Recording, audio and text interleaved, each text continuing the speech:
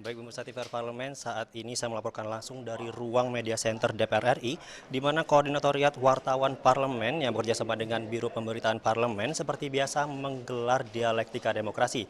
Dan pada dialektika demokrasi hari ini mengangkat tema membedah target pertumbuhan ekonomi di tengah isu resesi.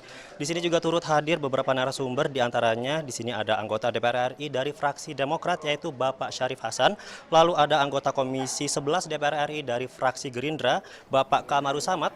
Lalu di sini juga ada pengamat ekonomi atau lektor kepala Perbanas Institut Bapak Derajat Wibowo. Dan pada dialektika demokrasi pada hari ini akan dipandu oleh moderator Rizal Siregar yang merupakan jurnalis anggota Koordinatoriat Wartawan Parlemen. Dan bisa dapat Anda saksikan di belakang saya para narasumber telah hadir 2 orang. Dan tanpa berlama-lama lagi pemirsa, langsung saja kita saksikan bersama jalannya dialektika demokrasi pada hari ini. Saya Umam Hidayat mengucapkan selamat menyaksikan. Assalamualaikum warahmatullahi wabarakatuh. Waalaikumsalam warahmatullahi wabarakatuh. Selamat datang kawan-kawan semua wartawan KWP. Hari ini Koordinator Wartawan Parlemen KWP bekerjasama dengan Biro Pemberitaan DPR RI menggelar diskusi dialektika demokrasi dengan judul membedah target pertumbuhan ekonomi di tengah isu resesi. Adapun narasumber kita hari ini adalah pertama Pak dari Partai Demokrat, fraksi Demokrat, Bapak Syarif Hasan. Kedua dari fraksi Gerindra, Bapak Kamarus Samad. Ketiga pengamat ekonomi, lektor kepala Perbanas Institut Derajat Wibowo. Dalam perjalanan OTW, berapa menit lagi akan sampai. Dari perjalanan OTW ya. Berikutnya kita langsungkan saja pemaparannya Pak. Kira-kira resesi kita ini kan sudah di ambang batas. Sebenarnya yang dimaksud resesi itu apa sih? Karena kan masyarakat kita banyak yang belum tahu. Resesi itu artinya masyarakat tahu. Kalau masyarakat atas DPR pasti tahu nggak resesi itu apa. Tapi masyarakat tahu apa sih di level mana baru bisa dikatakan resesi. Dan bagaimana antisipasinya? Pak Kamarus. Terima kasih Bang Moderator, komunitas wartawan parlemen yang saya hormati, senior kami, senior kita di parlemen, Bang Syarif Hasan. Resesi sebetulnya intinya adalah terganggunya supply dan demand. Jadi diakibatkan oleh faktor di luar kendali seluruh pengambil keputusan ekosistem ekonomi, baik di tingkat domestik maupun di global. Kenapa kemudian kita berasumsi akan ada resesi? Karena ada faktor yang di luar daripada prediksi kita yang terjadi pada Desember 2021, yaitu adanya perang antara Rusia dan Ukraina. Waktu kita menyusun PPKM, kerangka ekonomi mikro dan pokok-pokok kebijakan fiskal, di 2021 untuk 2022, kita semua sudah memprediksi kemungkinan akan terjadi COVID lagi, akan varian baru dan seterusnya. Tapi ada satu yang kita tidak prediksi waktu itu adalah perang antara Rusia dan Ukraina. Kalau Laut Cina Selatan kita udah prediksi, antara Taiwan dengan Tiongkok juga udah prediksi, antara Korea Utara dan Korea Selatan juga sudah kita masukkan dalam variabel. Tetapi kemudian kenyataannya lain, dan situasi 2022 udah berbeda dengan 2023 hari ini. Hari ini kita udah mulai adaptif terhadap perang yang terjadi. Apa artinya? Supply dan demand sudah jauh lebih lancar sekarang ini, sehingga tidak ada kekhawatiran lagi seharusnya di tahun ini tentang resesi, kecuali sesuatu yang di luar prediksi kita, unpredictable, itu bisa terjadi. Apa itu? Nggak ada yang bisa tahu misalnya. Iya kan? Nah, kemudian bagaimana target pertumbuhan tahun 2023? Kalau saya melihat target yang ditetapkan oleh pemerintah dan DPR memang adalah target yang realistis, 5, sekian. Dan itu akan mudah dicapai. Yang menjadi pertanyaan besar itu adalah sejauh mana kualitas pertumbuhan ekonomi tersebut. Kalau kita bedah pertumbuhan ekonomi di 2022 yang 5, sekian persen, di mana 50 61,8% digerakkan oleh konsumsi rumah tangga. Ini yang menjadi pertanyaan besar. Di mana peran signifikan program hilirisasi industri terhadap pertumbuhan ekonomi yang berkualitas? Berkualitasnya diukur dari mana? Banyak teori mengatakan bahwa setiap pertumbuhan ekonomi 1% idealnya menciptakan 500.000 lapangan kerja baru. Tapi faktanya, angka kemiskinan ekstrim mengalami penambahan 0,3 menurut BPS di kuartal keempat tahun 2022. Karena itu, kita coba lihat lagi. Beberapa provinsi mengalami pertumbuhan ekonomi di atas pertumbuhan ekonomi nasional. Maluku Utara 27,sekian%, Sulawesi Tengah, Sulawesi Tenggara di atas pertumbuhan ekonomi nasional. Bagaimana penurunan angka kemiskinan dan pengurangan angka pengangguran mereka di sana? Faktanya belum signifikan, tidak sesuai dengan tingkat pertumbuhan ekonomi yang dicapai. Berarti transmisi kebijakan hilirisasi industri belum sepenuhnya mampu mendorong pertumbuhan ekonomi yang berkualitas. Inilah sebetulnya yang kita ingin mendorong kepada pemerintah supaya ini segera diimplementasikan. Bauksit dilarang untuk ekspor, biji besi dilarang untuk ekspor, dan seterusnya.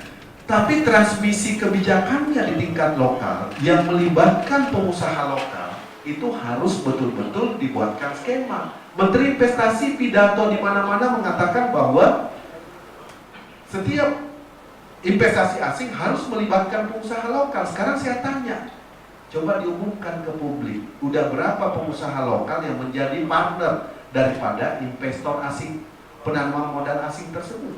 Faktanya, smelter yang kemarin ribut di Morowali 100% milik asing. Ini faktanya.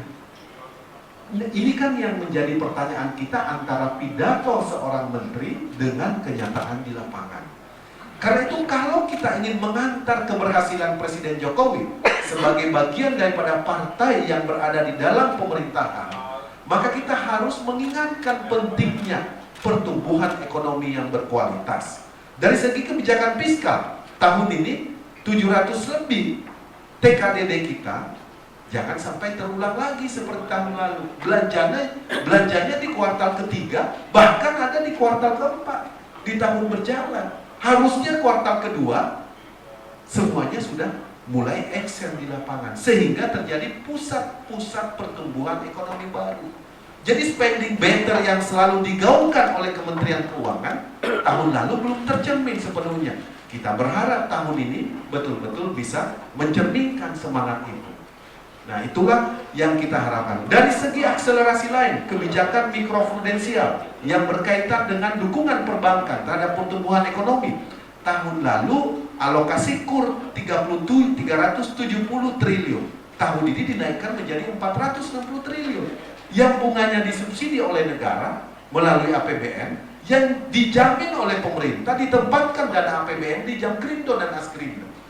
Jadi ada 3 akselerasi kebijakan, ada investasi baik dalam dan luar negeri, ada kebijakan otoritas dari kebijakan fiskal kita melalui TKDD, kemudian ada dukungan dari industri perbankan dalam rangka mengakselerasi pertumbuhan ekonomi tersebut. Nah, yang UMKM kita lihat berapa banyak setiap tahun yang produknya sudah mulai ekspor, sehingga bisa betul-betul menjadi alat diplomasi ekonomi kita di luar. Kopi, rumput laut, dan seterusnya. Nah, pertanyaan-pertanyaan mendasar inilah yang harus diumumkan oleh pemerintah tentang pencapaian tersebut. Setuju penghentian ekspor material bahan baku. Tetapi bagaimana produk olahan seperti kopi, seperti rumput laut, dan seterusnya juga bisa menjadi produk unggulan untuk ekspor yang sudah diproses dari sebuah industri dalam negeri. Ini yang kita belum dengar. Padahal garis pantai kita, di mana para petani rumput laut kita salah satu negara terbesar di dunia yang memungkinkan untuk mengangkat kesejahteraan petani di wilayah pesisir, salah satunya komoditi rumput laut, Dan community itu adalah community ekspor yang tidak pernah kita gaungkan secara serius untuk menentukan KPI-nya setiap tahun. Sehingga berapa banyak tenaga kerja yang terserap di pesisir, berapa banyak masyarakat yang dari miskin ekstrim menjadi miskin, kemudian dari miskin menjadi sejahtera, dan seterusnya. Itu yang tidak pernah diumumkan. Karena itu kami menyampaikan kepada pemerintah bahwa ekonomi kita ini jangan sampai pertumbuhannya tercapai karena autopilot. Kita ingin harus by design berdasarkan arah kebijakan yang ingin kita capai, yang sudah kita disepakati dengan parlemen. Begitu, Bung Moderator. Terima kasih. Tepuk tangan buat Pak Kamar Samad. Banyak sih yang mau bertanya, tapi kita tunda dulu lah supaya segar. Bertanya kepada pemaparan Pak Syarif Hasan. Ini kan Pak tahun politik Pak, tapi banyak yang mengkait-kaitkan masalah ekonomi resesi kita ini ada sangkut pautnya dengan politik. Ya mungkin dalam kampanye akan datang, mungkin bisa dikasih sedikit apa Pak kopekan kira-kira Pak Hasan itu kira-kira Pak HHW itu gimana sih ekonominya ke depan nanti ini? Kalau jadi wakil presiden. Assalamualaikum warahmatullahi wabarakatuh. Salam sejahtera untuk kita semua. Yang saya hormati sahabat saya Pak Kamaruzzaman. Ini kalau beliau sedang bicara, saya pikir sudah menggambarkan realita kira-kira. Udah selesai persoalannya, ya kan? Jadi udah sama-sama biru soalnya ini. Amin ya, amin. Saya ucapkan terima kasih kepada teman-teman wartawan yang menginisiasi untuk melakukan dialog tentang ekonomi ya yang sangat kompleks, dan tadi kita sudah mendengarkan pemaparan beliau Pak Kamaruzzaman bahwa apa yang disampaikan itu saya pikir sudah cukup komprehensif ya, dan sudah kelihatannya fair enough ya. Memang kalau sama-sama biru itu suaranya memang sama gitu ya. Nah, saya hanya melengkapi di sana sini ya, pertama memang pendekatan di dalam membangun ekonomi itu ada dua pendekatan. Ada yang mengatakan pembangunan untuk manusia, manusia untuk pembangunan. Nah, kalau saya sendiri, kami sendiri ya khususnya dari Partai Demokrat, kami kan sudah pengalaman 10 tahun dengan hasil yang cukup lumayan yang bisa diukur, bahwa pembangunan yang kita lakukan itu adalah pembangunan yang betul-betul orientasi untuk manusia. Sejauh mana manfaat daripada pembangunan yang dilakukan oleh pemerintah, sejauh mana mendatangkan manfaat bagi rakyat. Nah, ukurannya apa? Yaitu strateginya apa? Bahwa pembangunan yang dilakukan itu betul-betul yang merata dan berkeadilan. Itu yang menjadi perhatian kami. Dan kedua adalah pembangunan yang sifatnya orientasinya bagaimana untuk menurunkan kemiskinan. Dan ketiga adalah pembangunan yang bagaimana orientasinya keberpihakan terhadap bagaimana untuk menurunkan tingkat pengangguran. Nah, kalau ini dilakukan, maka pada akhirnya dapat dinyatakan bahwa rakyat kita itu akan mengalami perbaikan dari hari ke hari. Nah, indikasinya apa? Adalah indikasinya rakyat kita itu sejahtera. Rakyat kita itu sejahtera dalam memenuhi kebutuhannya. Apa ukurannya? Ukurannya adalah income per kapita. Jadi gampang saja kita bisa melihat kalau income per kapita itu naiknya luar biasa, maka dapat diperkirakan itu akan rakyatnya sudah menikmati pembangunan itu. Nah, sebelumnya tentu kita harus mengukur semuanya ini indikatornya. Jadi saya setuju apa yang disampaikan oleh sahabat saya bahwa memang pembangunan ini yang sekarang ini tidak kurang berkualitas. Saya katakan bukan tidak ya, kurang berkualitas. Karena apa? Dengan dengan APBN kita yang semakin membengkak, semakin tinggi, semakin banyak. Bayangkan 3.000 triliun, ya, iya Pak ya. Ya 3.000, pokoknya 3.000 triliun lah, ya. Kalau dibandingkan dengan kami dulu, ya, ini suatu peningkatan yang luar biasa. Tetapi apa dampaknya? Toh pembangunan sekarang growth-nya itu hanya rata-rata kurang lebih sekitar 5%. Bahkan kita pernah kontraksi 2% lebih. Nah, kontraksi itu saya pikir semua negara mengalami hal yang demikian. Tetapi persoalannya bagaimana merecover pertumbuhan ekonomi itu. Nah, dari situ kita akan tarik garis pertumbuhan ekonomi itu berapa persen. Nah, implikasinya adalah, strateginya adalah APBN yang ada, bagaimana pemanfaatan APBN itu. Karena kan salah satu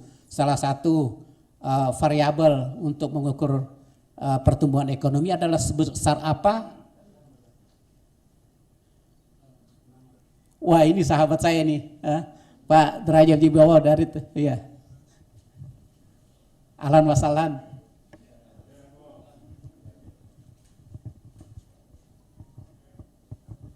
Waduh, alhamdulillah. Terima kasih ya. Bang, sama-sama biru. Kita udah mendahului sedikit ini.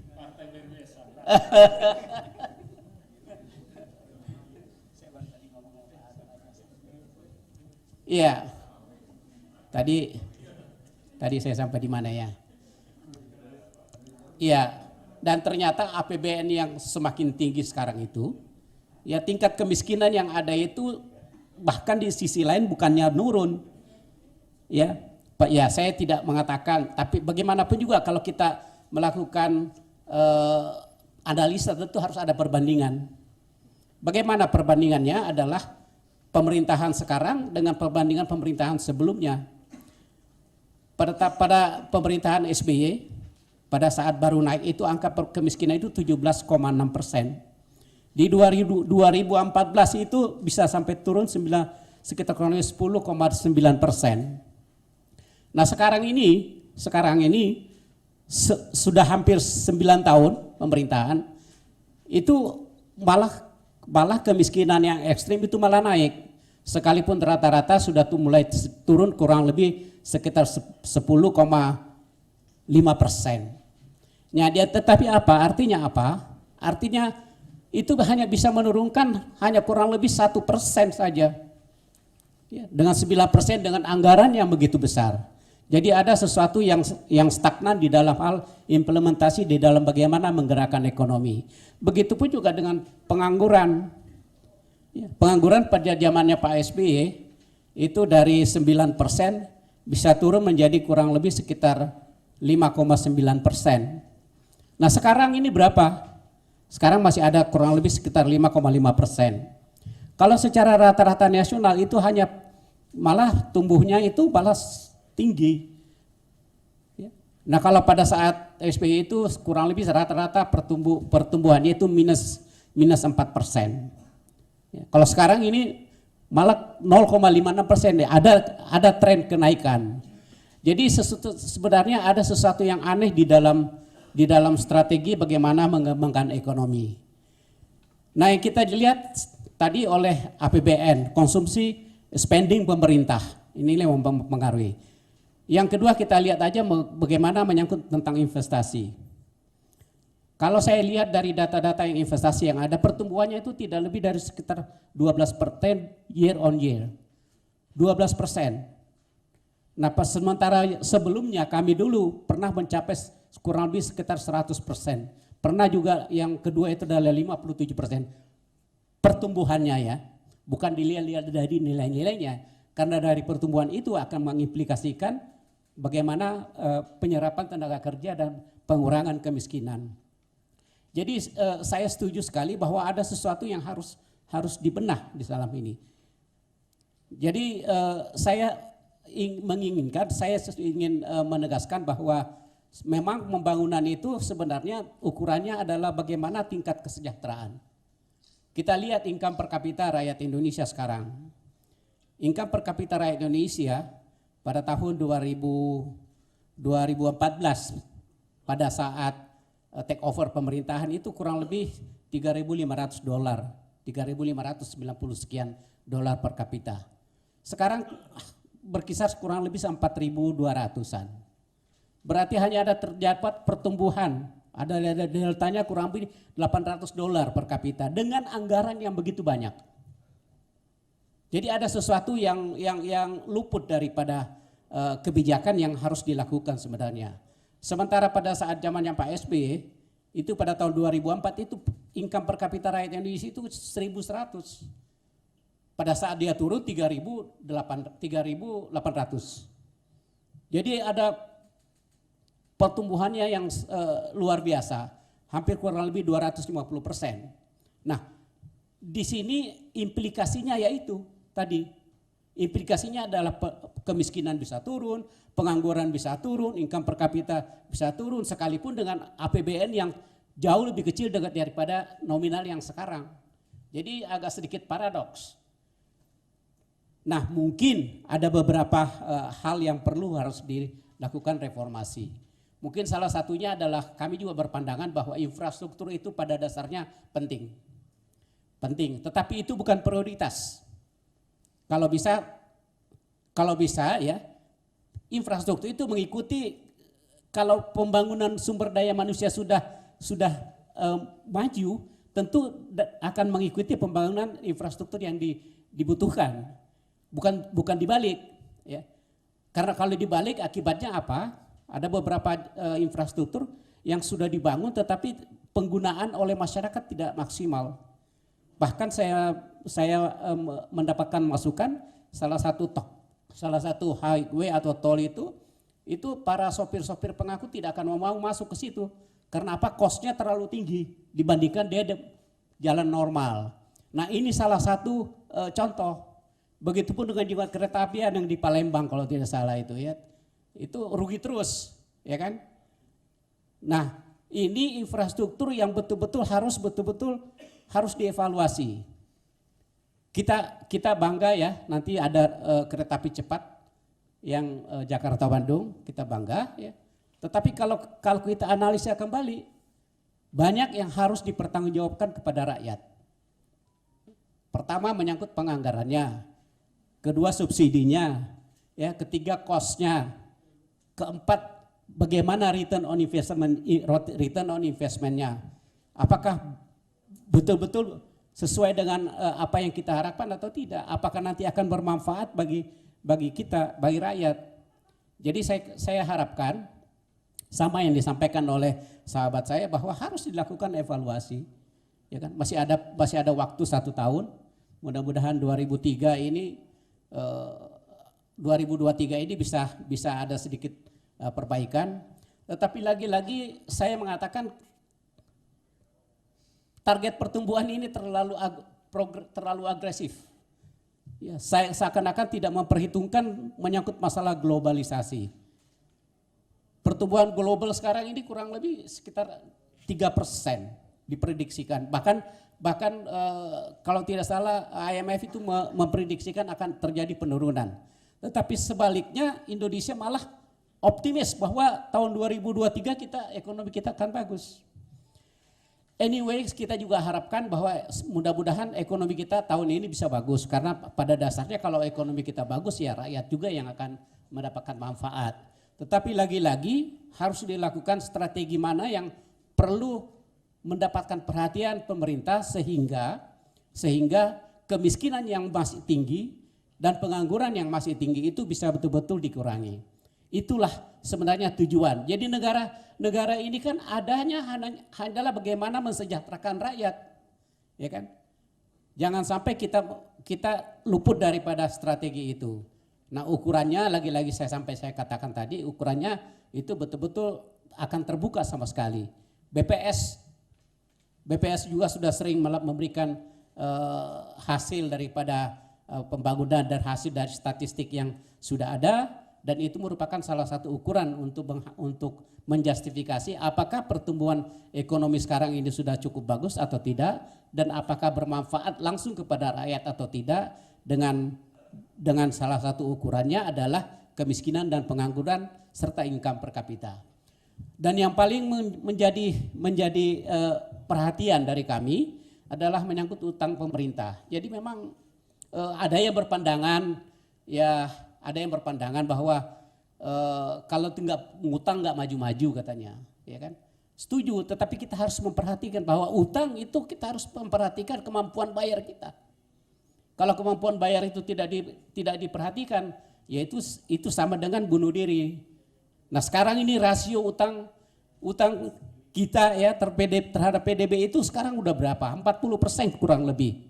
Jadi naik lagi dibanding pada tahun 2014 pada saat itu sudah dapat diturunkan oleh Pak SBY kurang lebih sekitar 24%. Dari 56% pada tahun 2004 sudah diturunkan. Toh pada saat itu infrastruktur yang dibangun oleh Pak SBY ya memang kalau tol memang lebih banyak sekarang. Tetapi kalau jalan nasional, jalan provinsi jauh lebih banyak yang dibangun. Belum lagi yang lain-lain. Tetapi saya mengatakan dari sini saya bukan ingin membandingkan secara eksplisit, tetapi saya ingin mengatakan bahwa anggaran APBN kita yang semakin besar sekarang ini seharusnya strateginya harus lebih menempatkan skala prioritas. Skala prioritasnya menurut hemat kami adalah pertama adalah pembangunan harus orientasinya kepada kemiskinan, orientasinya kepada pengangguran dan lingkungan.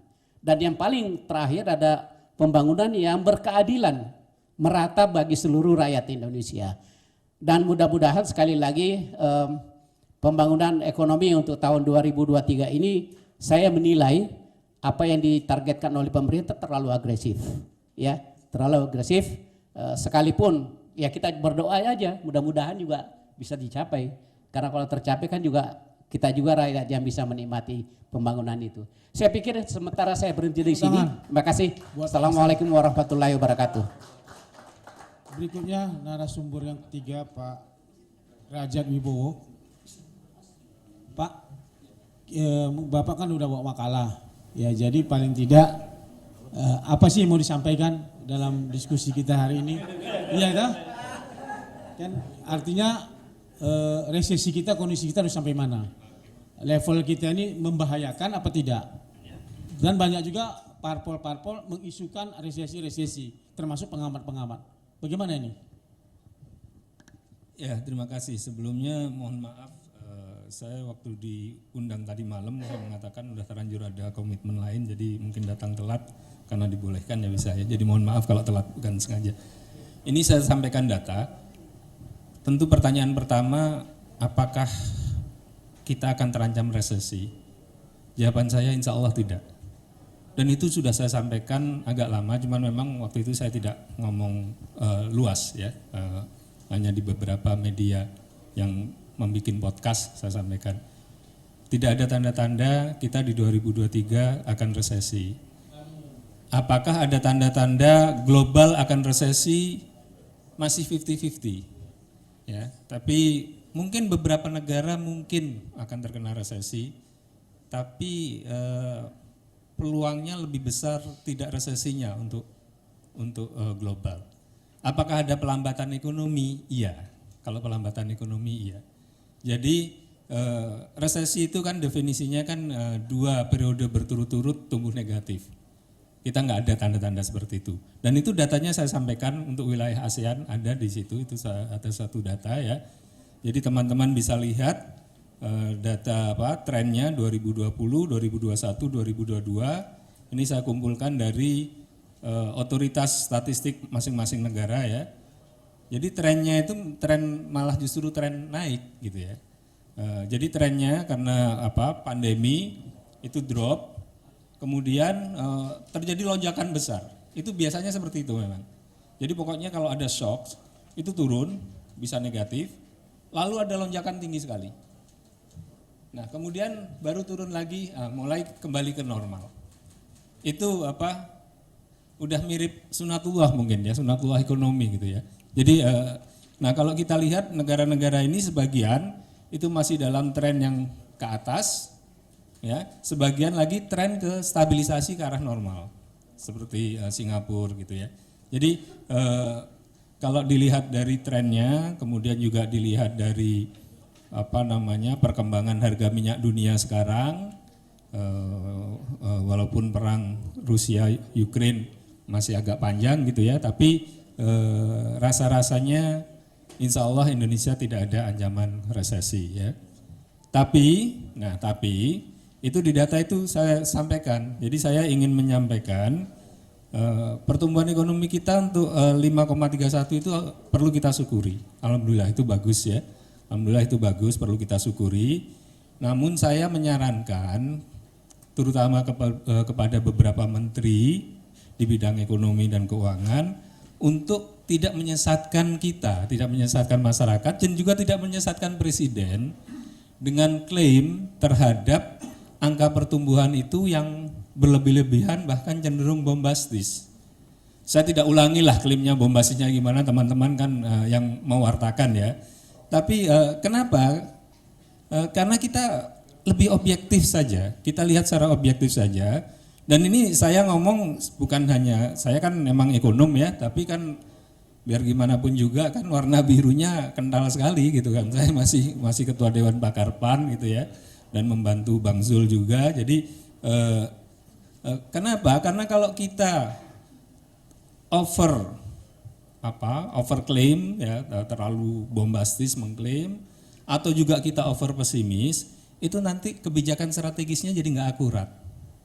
Ya, semua yang over, semua yang berlebihan itu kan nggak bagus ya. Jadi kita objektif saja. Kalau kita lihat secara objektif, mari kita lihat datanya deh.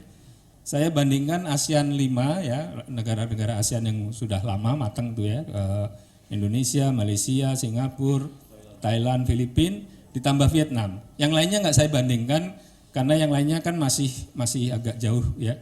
Laos, Kamboja, Timor Leste kan masih agak jauh.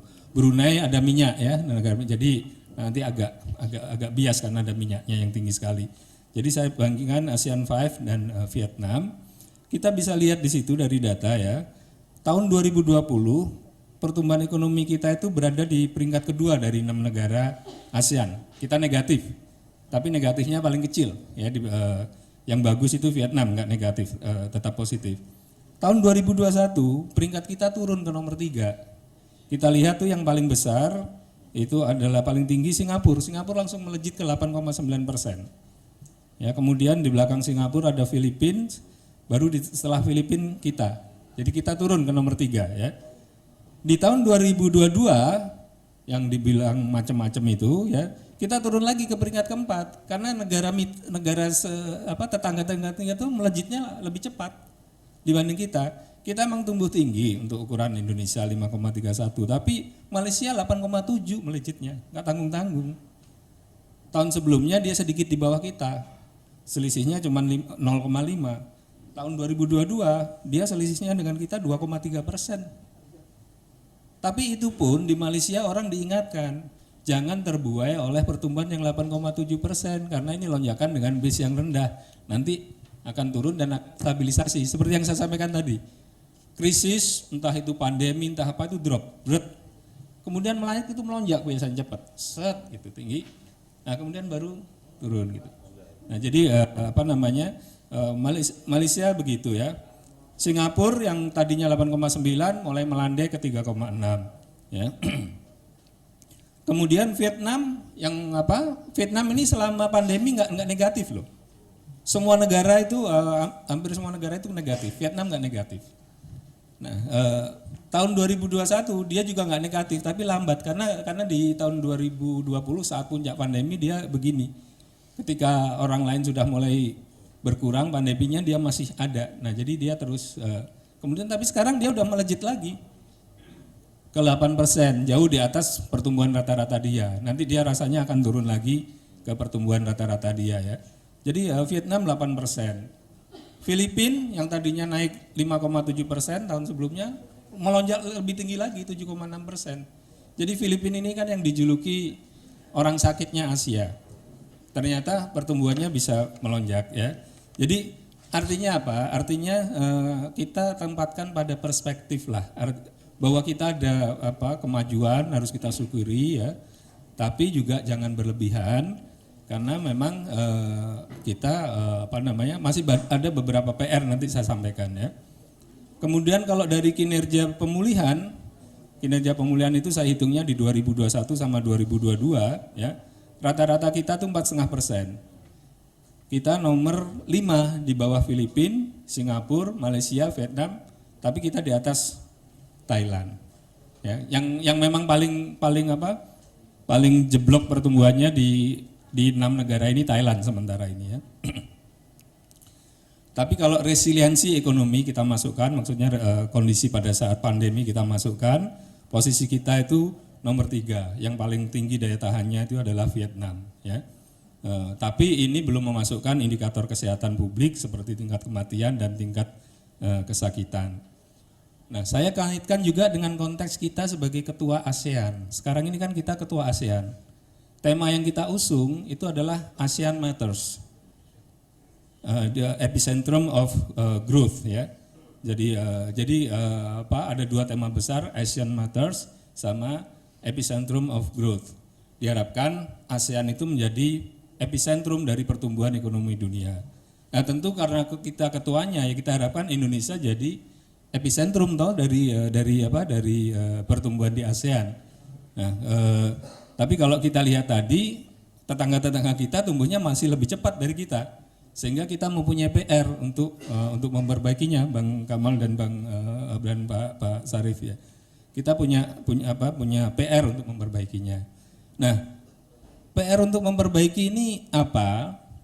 Yang pertama saya kembali sedikit ke pandemi. Jadi saya sudah kebetulan kan saya memang background master saya dulu tuh ekonomi kesehatan. Jadi sejak awal pandemi tanggal 24 Maret tahun 2020 saya sudah sampaikan jangan pertentangkan ekonomi dengan kesehatan, dengan pandemi. Selamatkan nyawa dulu, ekonomi nanti ikut. Vaksin dan obat itu game changersnya, itu udah dari awal. Dan itu bukan ilmu saya, itu ilmu pandemi yang memang sudah ratusan tahun gitu loh. Nah, waktu itu kan kita ada debat apakah ekonominya bagaimana dipertentangkan segala macam. Nah, sekarang terbukti ya setelah pemerintah mengubah strateginya, memperbaiki strategi mengatasi pandeminya, mulai mengikuti betul apa yang ada di ilmu kesehatan publik dan ilmu kedokteran. Kita lihat sekarang kita semua semakin banyak yang bebas pakai masker. Saya masih terus pakai masker karena saya peneliti COVID di dunia ya. Jadi cuman kita jangan lepas gas karena masih ada peluang risiko itu meledak. Memang tidak meningkat ke kematian, tapi kesakitannya masih tinggi. Nah, jangan sampai nanti confidence orang itu akan jeblok. Nah, waktu itu saya sampaikan andalan ekonomi Indonesia itu adalah konsumsi. Jadi kalau ada teman-teman ekonom atau teman-teman politisi selalu mengatakan ekonomi kita terlalu tergantung konsumsi, nggak bagus, keliru. Ya, negara kita ini penduduknya besar, keempat dunia. Kalau penduduknya besar, otomatis konsumsi ya akan besar, dan konsumsi itu yang harus kita genjot. Dan konsumsi itu yang harus kita manfaatkan untuk pertumbuhan kita. Contoh simpelnya gini, negara-negara besar dunia yang penduduknya besar, itu ekonominya jadi kuat. Cina, India, ya. Karena dia memanfaatkan pasar domestiknya untuk membuat produk-produk baru, untuk mengembangkan teknologi. Makanya kita lihat ada HP Cina, motor Cina, segala macam kan, ya. India juga motor India ada mulai masuk, ya. Nah, kita agak ketinggalan di sini. Contohnya HP saja. Coba di antara kita siapa pegang HP produksi Indonesia?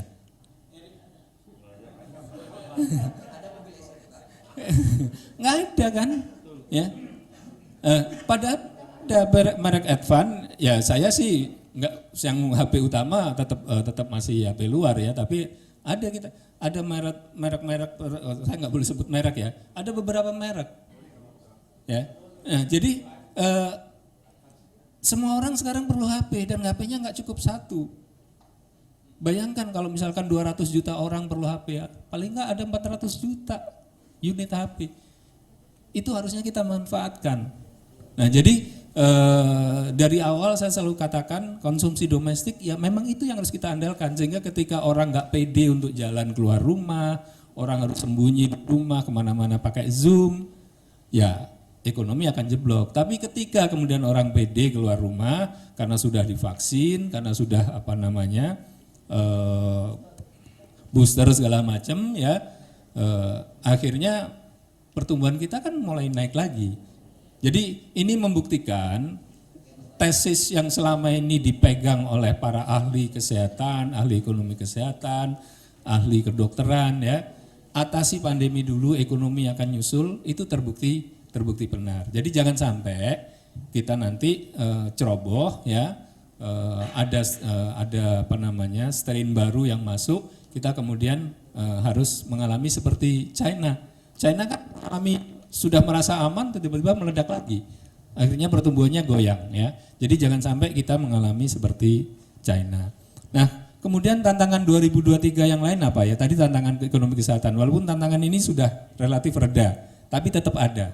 Jadi pesan saya adalah jangan sampai lalai, anggap enteng tantangan kesehatan masyarakat. Masih ada, tapi sudah jauh mereda. Sudah jauh lebih rendah, dan vaksin booster itu saya rasa diteruskan saja supaya orang makin pede, ya. Tantangan kedua yang mungkin belum banyak didiskusikan itu adalah fiskal kita.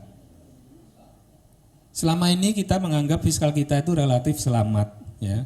Dan ini tanggung jawab Pak Sarif, Bang Kamarudin sebelum di Senayan nih, karena ikut membahas fiskal.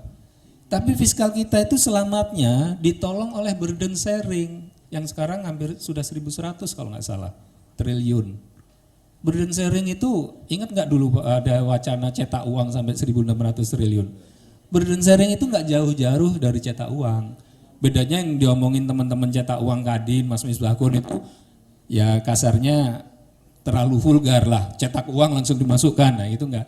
Tapi kalau burden sharing itu kan BI disuruh beli surat utang pemerintah, artinya sama, BI ngutangin pemerintah, ya kan? Nah kalau nggak ada burden sharing, bisa dibayangkan jebloknya APBN kita, 1.100 triliun loh 3 tahun, gede sekali itu, ya itu besar sekali burden sharing itu. Nah jadi tantangan fiskal ke depan ini makin lama makin berat. Karena apa? Karena lebih dari separuh penerimaan pajak kita itu dipakai untuk bayar utang. Ya. Kemudian masih lagi 20% untuk pendidikan. Kemudian masih lagi berapa persen untuk daerah? Untuk daerah dibagi ke daerah. 30-an. Habis itu. Yang untuk pembangunan untuk apa? Habis. Iya, jadi kalau kita tidak hati-hati dengan fiskal, ya saya khawatir nanti lama-lama ekonomi kita akan cepat panas. Jadi saya nggak khawatir soal pertumbuhan. Saya justru lebih khawatir, bukan khawatir sebenarnya, lebih concern untuk bagaimana kita mengatasi fiskal ini setelah tidak ada lagi burden sharing, karena burden sharing kan udah selesai nih. Ya, kan tahun ini nggak boleh lagi burden sharing.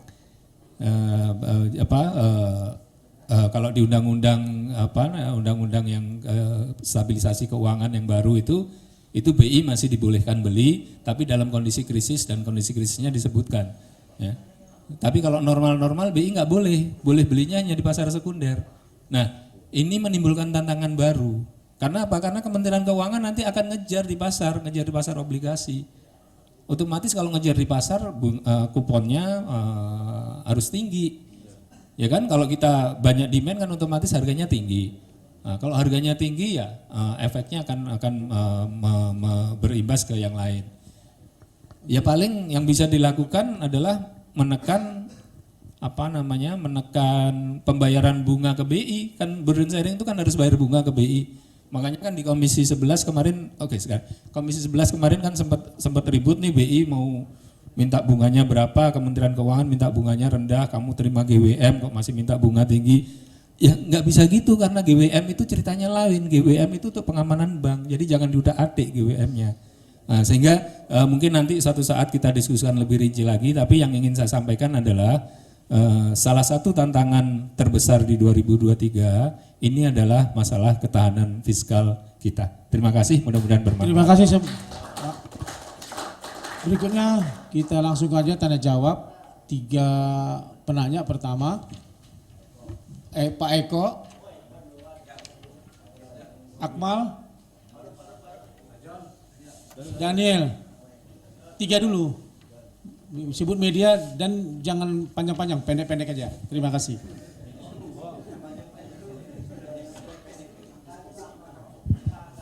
Baik, terima kasih.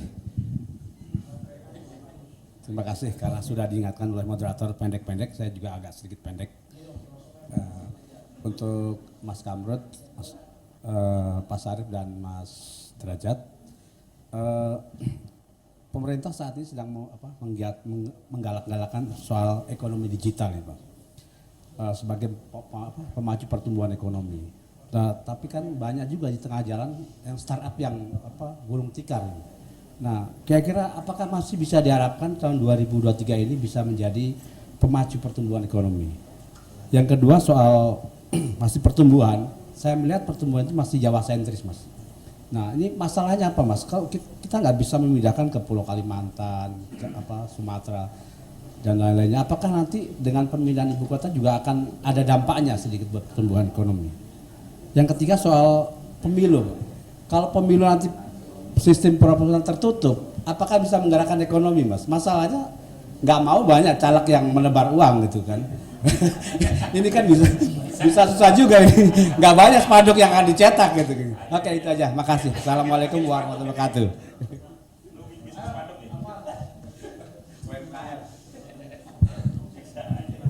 Terima kasih. Saya Akmal dari Radio Trijaya FM, masih rekanan MNC dan Haritanu Sudibyo. Capres lah.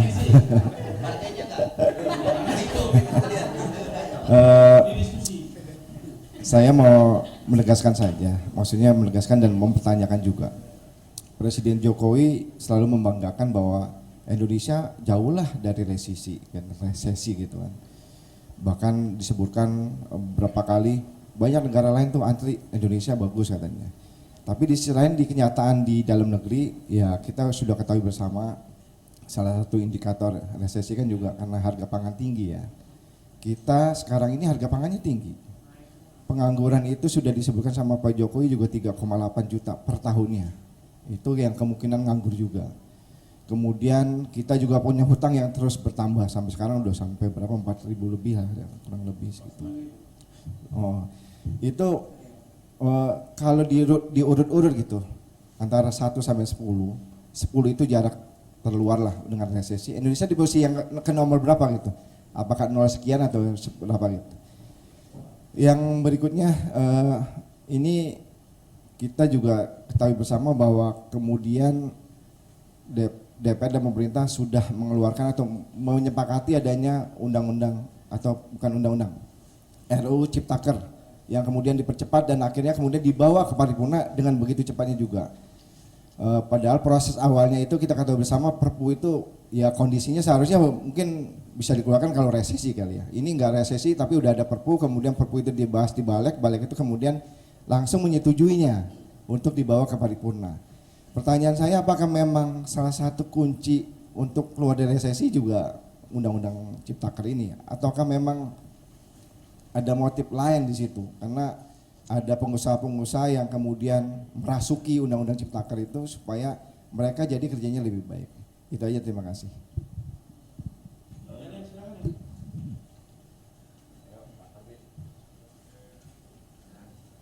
Ya, terima kasih. Saya Daniel dari Harian Terbit. Saya ini Pak pekerja biasa wartawan itu ya. Jadi karena memang terasa gitu ya resesi itu.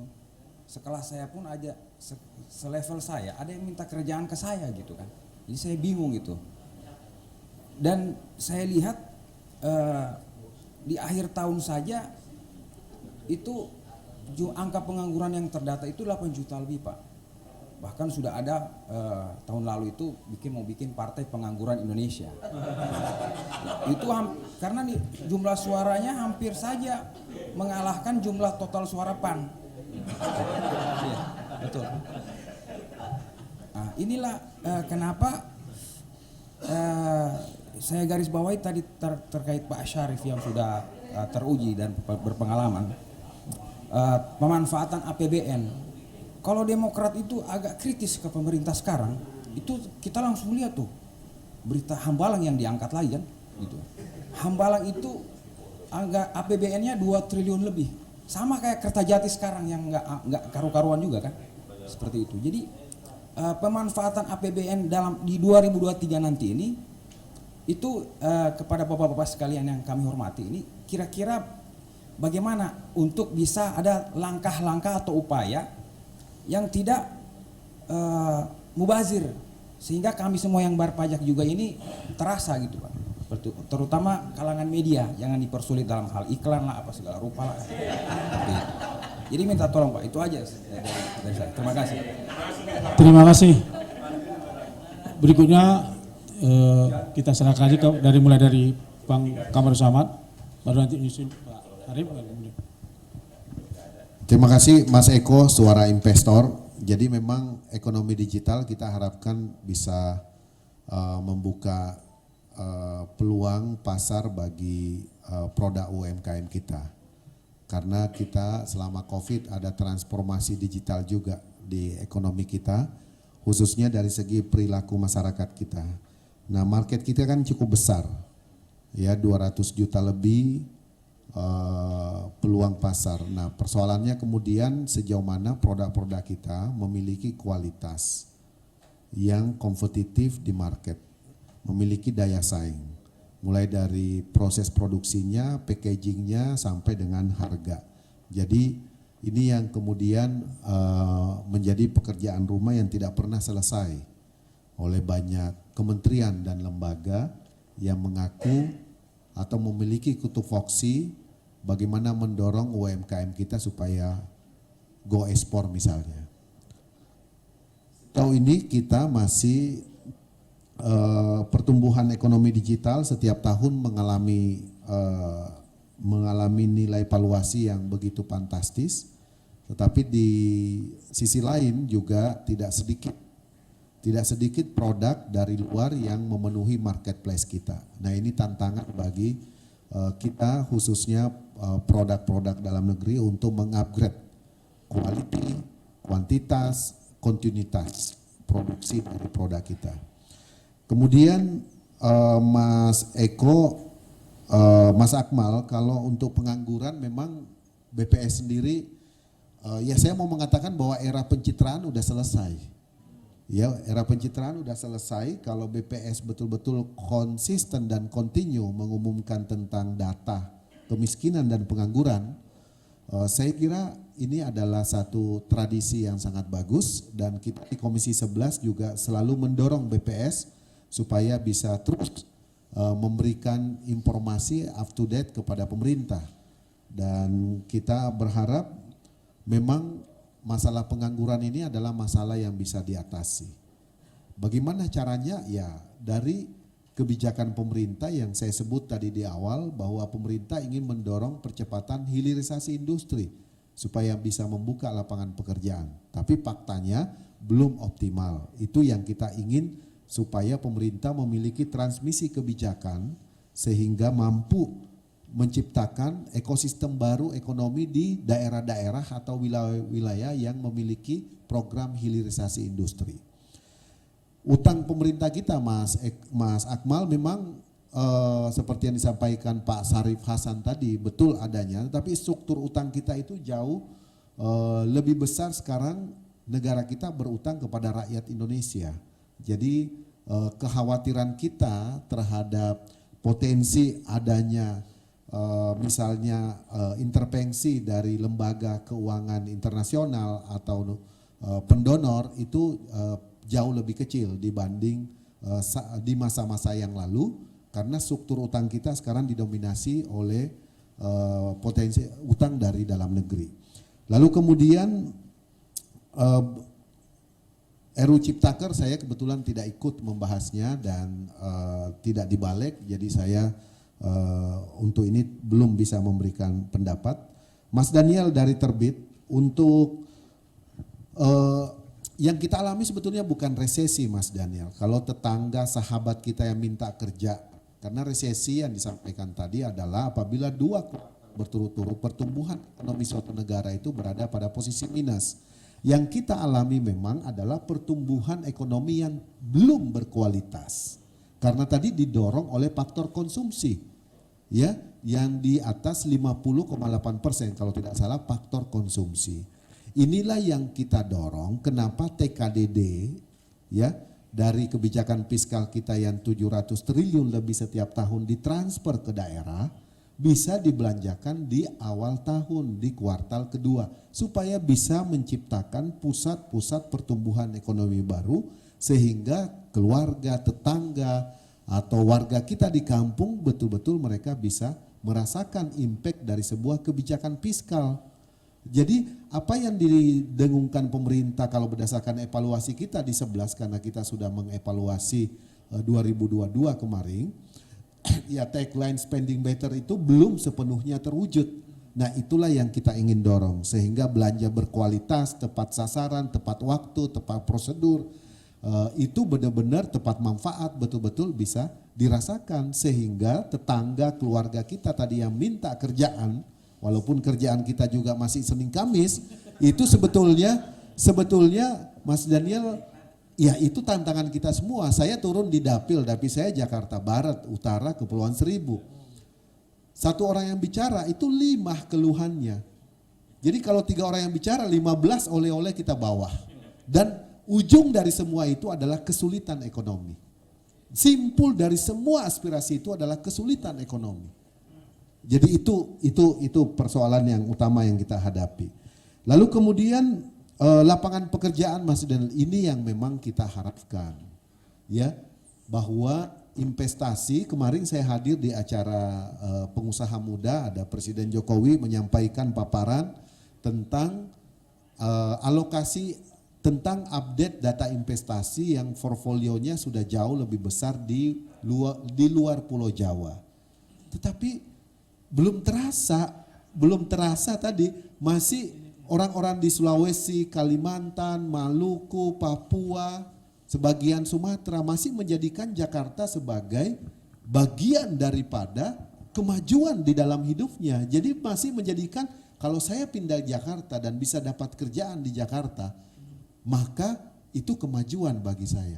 Jadi artinya apa? Impact investasi yang dipaparkan oleh pemerintah bahwa sudah banyak, sudah lebih dominan 50,3% kalau tidak salah di luar Pulau Jawa, itu belum terasa. Mungkin kita masih harus dorong supaya lebih cepat realisasi, tidak hanya dalam angka pencatatan BKPM, tetapi dalam kenyataan di lapangan. Yang terakhir yang saya mau sampaikan bahwa arah kebijakan ekonomi, pemulihan ekonomi kita memang sudah on the right track, harus kita akui.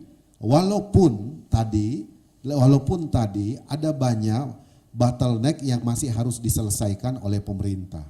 Salah satunya adalah memastikan bagaimana penyelesaian infrastruktur kita, khususnya infrastruktur ekonomi digital yang kemarin mengalami distorsi karena adanya masalah korupsi misalnya dalam program Bakti. Itu penting sekali karena berkaitan dengan infrastruktur layanan ekonomi digital. Itu jangan sampai terdistorsi, berhenti hanya karena persoalan itu. Ini harus diteruskan karena Indonesia adalah negara kepulauan yang harus betul-betul disambungkan melalui digitalisasi ekonomi, dan itu kekuatan kita ke depan. Dan hampir semuanya semua daerah memiliki lokal produk unggulan yang bisa memenuhi marketplace kita. Demikian moderator, terima kasih, saya kembali. Tepuk tangan buat Pak Kamarus Samad. Berikutnya Pak Syarif Hasan, silakan Pak. Iya, saya akan menjawab secara random aja semuanya, tidak satu persatu. Ya pertama menyangkut masalah tadi ada yang bertanya tentang konsumsi spending rakyat ini terhadap menghadapi pemilu. Mengatakan ya kalau tertutup ini pasti implikasinya adalah spending para caleg itu tidak maksimal lah ya, saya katakan tidak maksimal ya. Jadi begini, memang justru itu kami dari Partai Demokrat mendorong bahwa supaya memang lebih bagus sistem pemilu itu sistemnya adalah terbuka. Sistem terbuka itu dalam memberi kesempatan semuanya, memberikan kesempatan yang seluas-luasnya kepada para caleg untuk berjuang yang terbaik. Kita dulu jadi terbuka ya dulu ya. Ya. Nah, dengan demikian memang betul apa yang disampaikan oleh dari dari media, kalau salah media MNC kalau salah ya, Pak Akmal, bahwa memang kalau tertutup itu ya yang paling yang berjuang itu yang nomor 1 aja, ya kan, dibandingkan yang 9, ya kan, atau yang 12, ya nomor 1 ya, pasti yang nomor 1 aja yang punya chance untuk terpilih. Jadi saya setuju itu bahwa memang dari sisi demokrasi dan dari sisi ekonomi memang sistem terbuka yang lebih bagus. Dan yang kedua, saya pikir dua sistem ini kalau kita ingin perdebatkan mungkin banyak contoh juga bahwa sistem terbuka itu lebih bagus dibandingkan sistem tertutup dan sebagainya. Ada juga yang punya tanggapan bahwa sistem tertutup itu lebih bagus daripada terbuka. Jadi kita pada dasarnya Partai Demokrat lebih cenderung kepada yang terbuka. Nah, tetapi yang kami hanya persoalkan adalah mengapa dalam satu sistem ketatanegaraan yang kita anut sekarang ini masih on the way. Kita sudah menuju ke terbuka gitu loh. Semua caleg kepada keterbuka. Semua partai politik sudah mengarah kepada proses sedang dijalani persiapan untuk terbuka. Kenapa kok tiba-tiba ada wacana untuk tertutup? Jadi ini sesuatu hal yang sangat di luar dari kebiasaan. Jadi mungkin sebaiknya ya, kami juga punya pandangan bahwa sebaiknya kalau memang mau ada perubahan yang lebih bagus disampaikan pada jauh-jauh sebelumnya, ya kan, misalnya pada saat akan dilakukan perubahan undang-undang pemilu dan sebagainya. Jadi harus ada komitmen bersama, ya kan. Itu jangan sampai kita semua sudah siap-siap kok tiba-tiba berubah. Jadi lagi-lagi saya sangat setuju bahwa sistem terbuka itu akan lebih banyak faktor yang bisa mempengaruhi dan positif buat kita semua. Demokrasi kita akan semakin bagus, terbuka, akan semakin meningkat, dan dari sisi ekonomi kita juga spending merakyat juga semakin besar sehingga bisa menggerakkan ekonomi. Bukan ekonominya UMKM luar biasa itu nanti kalau dijalankan. Nah, salah satu juga yang saya katakan tadi adalah bagaimana untuk meningkatkan ekonomi adalah potensi dari UMKM ini yang harus betul-betul dimaksimalkan. 60 juta unit UMKM yang ada di Indonesia itu sudah terbukti kalau itu dimaksimalkan, insya Allah negara ini akan aman lah ya. Jadi mudah-mudahan ya, saya setuju bahwa kita sekarang kalau bisa ekonomi kita naik, jangan kontraksi lagi, berbahaya buat bangsa kita. Nah, kecuali kalau terjadi sesuatu hal yang tidak diduga. Jadi salah satu yang kita dorong kepada para pelaku usaha UMKM adalah kemudahan untuk mendapatkan pembiayaan. Ini yang paling penting. Ada yang mempersoalkan mana yang lebih penting, kemudahan atau interest, bunga dalam hal ini. Jadi saya lihat kebijakan yang orang orientasinya kepada bunga. Padahal sebenarnya para pelaku usaha UMKM itu kalau ditanya ya kan, mereka tidak pernah mempersoalkan tentang bunga. Yang mereka persoalkan adalah kemudahan, akses. Itu yang mereka persoalkan, kemudian waktu. Karena kalau pelaku usaha UMKM itu tidak pernah berpikir untuk jangka panjang. Dia hanya berpikir untuk jangka saat ini dan jangka pendek. Jangka pendeknya paling setahun. Sehingga dalam kalkulasi 1 tahun itu sebesar apapun bunga yang berlaku sekarang, itu mereka bisa cover. Nah, yang persoalannya adalah kemudahan akses. Ya, masa UMKM itu dimintaikin laporan keuangan 3 tahun berturut-turut misalkan, dan harus positif. Ya gimana? Ya kan? Kan mudah saja kalau UMKM itu likuiditasnya tinggi atau dia positif, dia selalu mendapatkan profit setiap tahunnya, ya dia nggak usah cari bantuan keuangan. Dia bisa dengan sendirinya untuk membiayai bisnisnya dia. Jadi yang paling penting adalah bagi mereka kemudahan untuk memperoleh akses pembiayaan. Nah, setelah itu baru bunga dan seterusnya. Nah, jadi menurut hemat saya kalau rakyat kita yang 270 juta dalam rangka kemudahan itu, maka perbanyaklah channel distribusi para kemudahan untuk memperoleh pembiayaan. Itu menyangkut masalah kredit usaha rakyat itu, biarkanlah semua perbankan bisa mengatur, bisa menyalurkan kredit kur.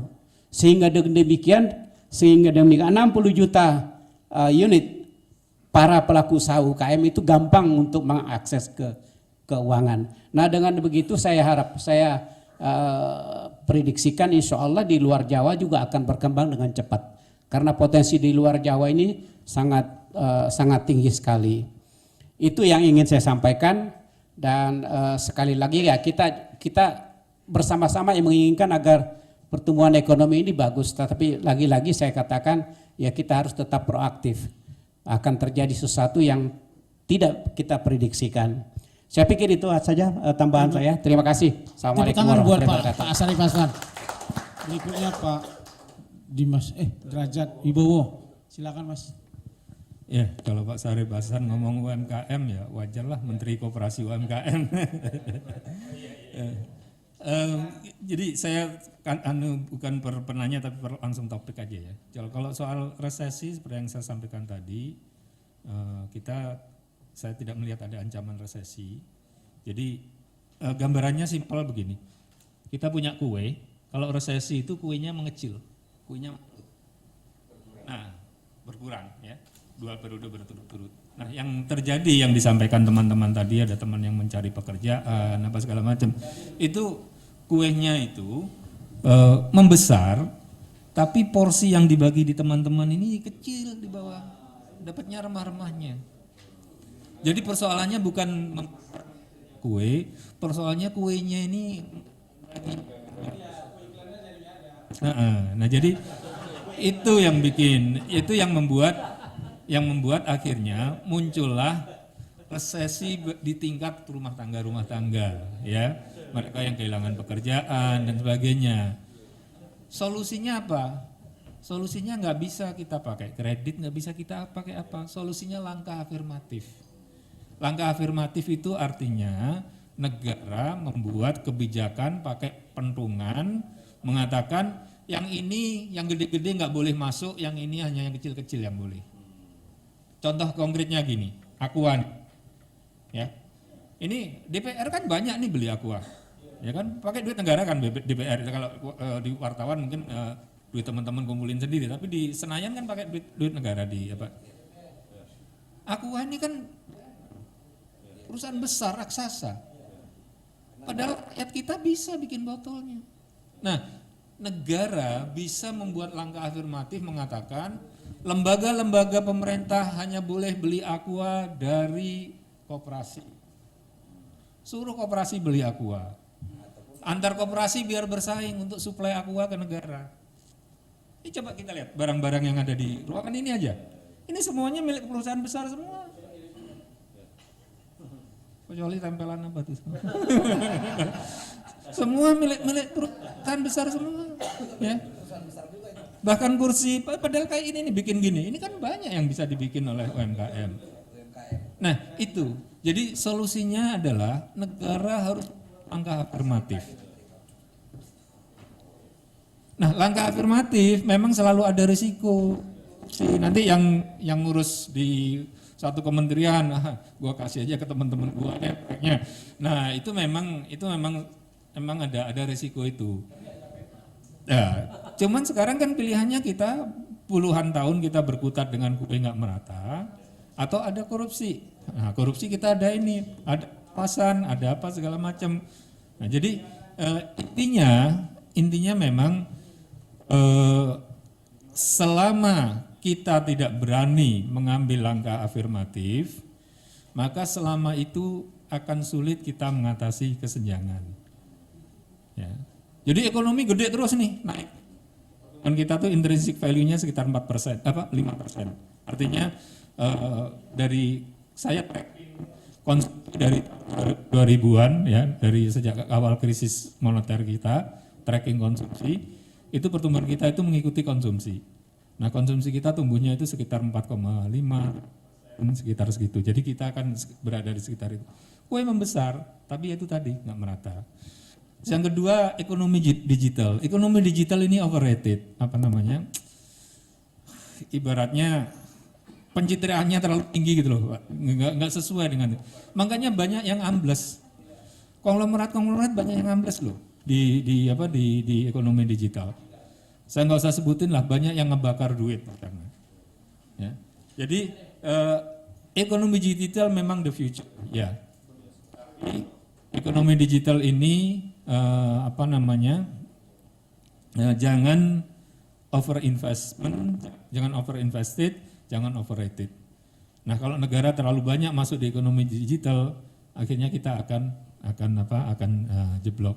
Kemudian apalagi tadi terbuka tertutup, posisi PAN dengan Demokrat sama, saya rasa kita 8 partai, 8 partai sama, jadi nggak usah kita bahas ya. Terus saya rasa udah ya, resesi ya cukup. Terima kasih. Terima kasih kepada narasumber Pak Hasan, Pak Derajat Wibowo. Terima kasih dengan berakhirnya acara ini kita ucapkan Alhamdulillah Rabbil Alamin.